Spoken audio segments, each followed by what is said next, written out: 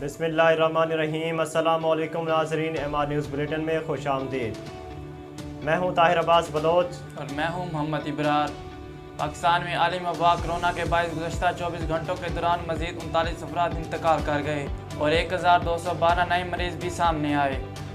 पाकिस्तान में कोरोना के आदाद शुमार बताने वाली वेबसाइट के मुताबिक गुज़श्ता 24 घंटों के दौरान मुल्क भर में कोरोना के 46,477 टेस्ट किए गए,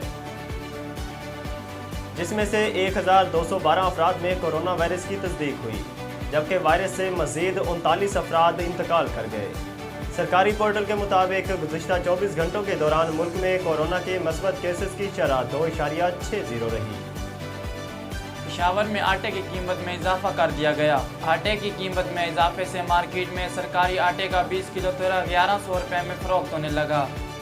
शहर में एक हफ्ते के दौरान आटे का 20 किलो का थैला 200 रुपये महंगा हुआ, जबकि पंजाब से आने वाला स्पेशल आटा 1200 रुपये से बढ़कर 1400 रुपये में फरोख्त हो रहा है।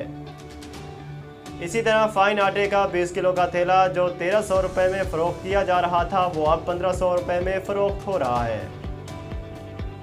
सिंध काबीना ने मोटरसाइकिल पर साइड मिरर्स लगवाना लाजमी करार दे दिया। वज़ीर आला सिंध मुराद अली शाह की ज़ेर सदारत सिंध काबीना का इजलास गुज़िश्ता रोज़ वज़ीर आला हाउस कराची में हुआ, जिसमें मोटर व्हीकल्स रूल्स में तरमीम की मंजूरी दी गई।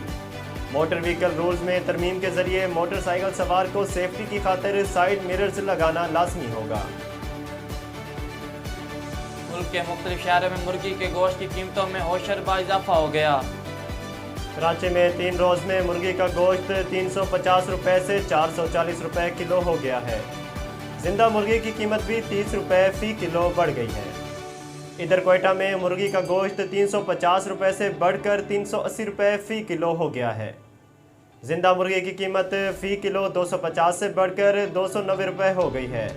दुकानदारों का कहना है कि इन्हें फार्म से मुर्गी महंगी मिल रही है। ज़राए के मुताबिक पंजाब से कोयटा और मुलिका इलाकों को मुर्गी सप्लाई होती है, वहीं से कीमतों में इजाफा हुआ है।